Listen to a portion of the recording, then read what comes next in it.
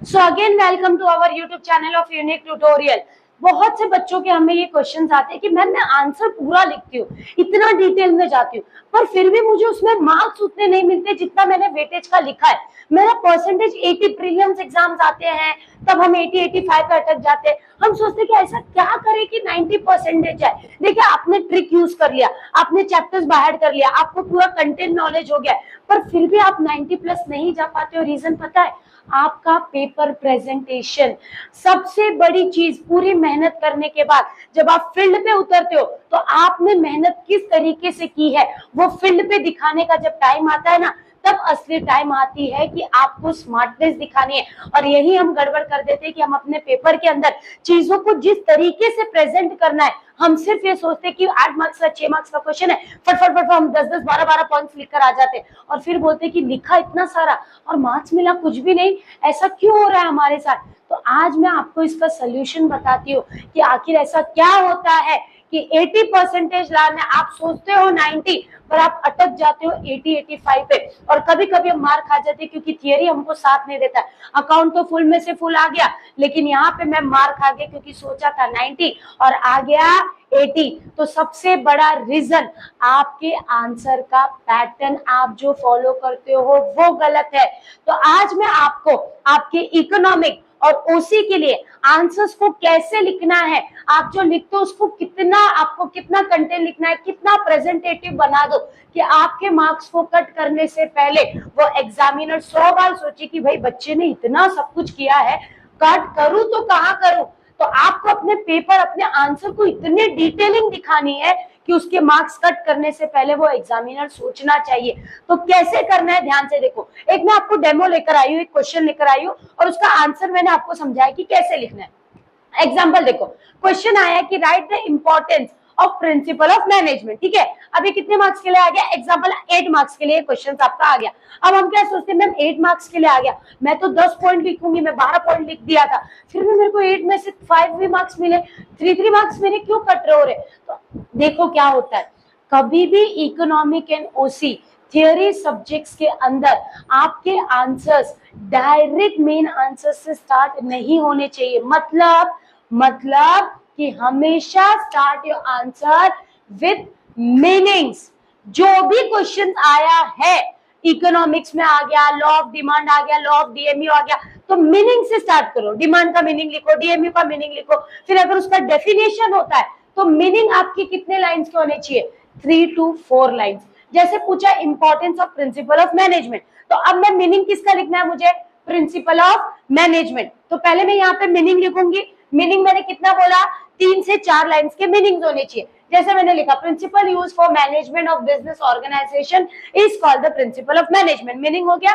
एक लाइन और मैंने एक्स्ट्रा कर दिया, it provide guideline to take a decision. अब मेरा 3 to 4 लाइन का अच्छा खासा मीनिंग हो गया। समझिए, इस टॉपिक के अंदर कोई डेफिनेशन नहीं था। अब अगर आपके कोई आंसर ऐसा आता है जिसके अंदर डेफिनेशन है, तो डेफिनेशन भी लिखिए।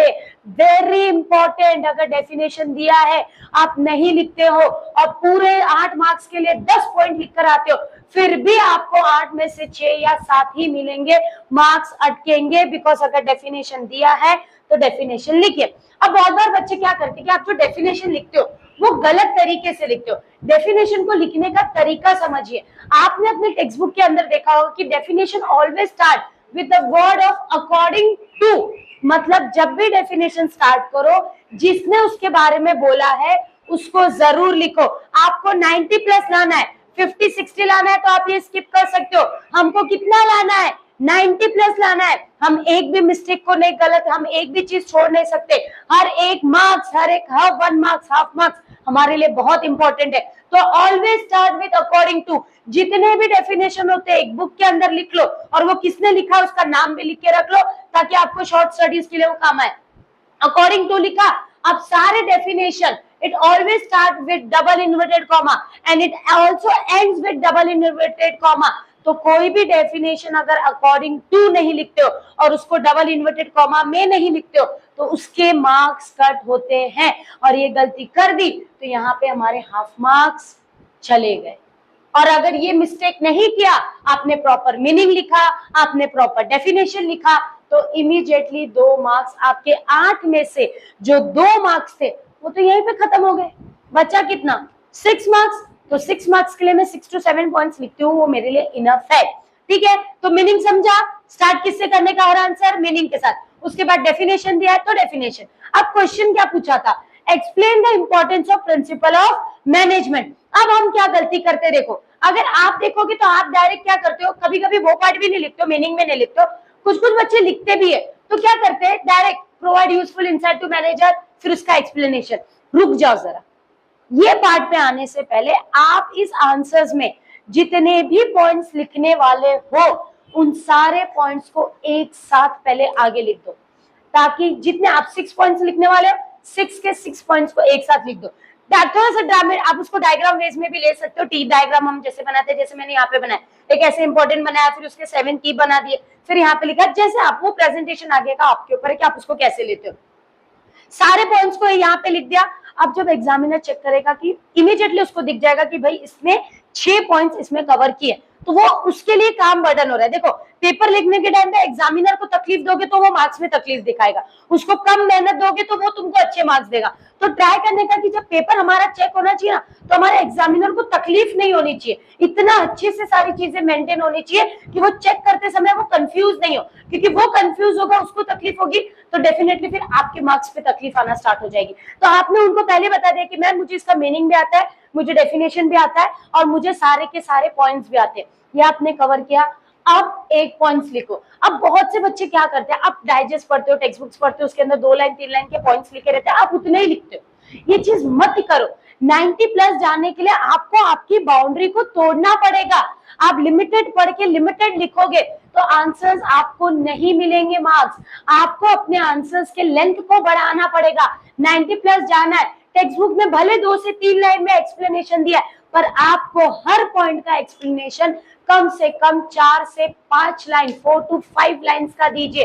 3 लाइन दिए, 2 लाइन आपने जो उससे समझा उसको लिखिए, बट आंसर्स के आप सिर्फ आप समझिए ना, इतने से कि आप 2 लाइन 3 लाइन लिखते हो तो कैसे कोई आपको उस पर मार्क्स दे सकता है? वो हाथ थोड़ा सा रिस्ट्रिक्टेड होता है, बट आप डिटेलिंग लिखते हो तो एग्जामिनर को लगता है इसको अच्छा नॉलेज है, उसने पूरा डिटेलिंग अपने ओन वर्ड्स में लिखा है। और एक एग्जामिनर के पास इतना टाइम नहीं होता कि वो हर चीज देखे, वो आपके पैटर्न आपने उसको बहुत आराम से आपने दिखा दिया, मैम देखो मेरे को सारे पॉइंट्स आते हैं, आपने मेन चीजें लिख दी, तो वो ऑटोमेटिकली उस काम को इजी करता है। तो ये सबसे बड़ी चीज होती है कि जो भी पॉइंट्स लिखो उसको कम से कम 4 to 5 लाइंस में लिखो। सेकेंडली, जो पॉइंट्स लिखा है उसको ऐसे ऐसे घिस घिस करके रगड़ नहीं देने का। एक पेंसिल लो या सिंपल पेन से आप उसको एक हाईलाइट अंडरलाइन कर दो। अब हर आंसर के अंदर कुछ वर्ड्स होते हैं जो आना जरूरी होता है, तो आप क्या करते हो, आप लिखो जब, तो जो वर्ड्स आपने टेक्स्ट बुक में से पढ़ा तो उसके जो मेन वर्ड्स होते हैं उसको लिखो और उसको हल्का सा पेंसिल से हाईलाइट कर दो कि आपका आंसर बहुत ही। अब क्या होगा, एक एग्जामिनर पढ़ेगा तो आपने अगर मेन पॉइंट को अंडरलाइन किया ना तो उसको पूरा पैराग्राफ पढ़ने की जरूरत नहीं पड़ेगी, उसको दिख जाएगा कि ये पॉइंट के अंदर ये मेन कंटेंट था, ये उसने लिखा है, सीधा मार्क्स। मतलब आप उसका काम जितना कम करवाओगे ना कि भाई हमारे एग्जामिनर को तकलीफ नहीं हो, वो उतना अच्छे से आपके मार्क्स को ग्रो करेगा, उतना वो इजीली समझ में आएगा। क्योंकि आंसर जब कोई एक एग्जामिनर चेक करता है तो वो पूरा लाइंस नहीं पढ़ते बैठता है, वो मेन हर आंसर का एक मेन पॉइंट्स होते हैं, वो उसके अंदर होना चाहिए। अगर वो पॉइंट्स है तो ऑटोमेटिकली मार्क्स मिल जाएगा। वो पॉइंट्स नहीं दिखते, वो वर्ड्स नहीं दिखते तो मार्क्स कट होते हैं। तो इसके लिए जब भी आप आंसर लिखो, जो मेन वर्ड्स होते हैं उसको भी पेंसिल से उसमें हाईलाइट कर दो, ताकि आपके आंसर का जो प्रेजेंटेशन है वो और भी अच्छे से एनहांस हो जाए। और इस तरीके से आप एक रखते हो तो एक आंसर जो 8 मार्क्स का है, आपने मीनिंग लिखा, डेफिनेशन लिखा, सारे पॉइंट्स लिखे, पॉइंट्स को 4 to 5 लाइन में एक्सप्लेनेशन दे दिया, फिर हर एक वर्ड्स को हाईलाइट कर दिया। अरे इतना कर दिया तो कैसे 90 नहीं आएगा? जाओगे 90 प्लस, 80 मार्क्स का पेपर करना है, आराम से 20 में से आपको आपके स्कूल 17 18 दे देंगे, आपने 80 में से 71 72 निकाल दिया, पार हो गए 90। कहाँ कट करने के लिए, मैं कहाँ कट करूं, कोई ऑप्शन ही नहीं बच रहा है। हर कंटेंट राइट है, प्रेजेंटेशन में भी मार्क्स नहीं कटेगा, मीनिंग, डेफिनेशन, इन डिटेलिंग पूरे आंसर्स को दिया है। हर आंसर्स की जितनी डिटेलिंग चाहिए वो सारी डिटेलिंग अगर मुझे मिल रही है उस आंसर से, उस पेपर में से, तो मार्क्स नहीं कट होते हैं। और ये सबसे बड़ा रीजन है कि 80 से 90, 80 तक आना इजी है, यहाँ से 1-2 चीज स्किप करोगे तो भी 80 आ जाएगा, पर 90 पे जाना बहुत तकलीफ वाली चीज है।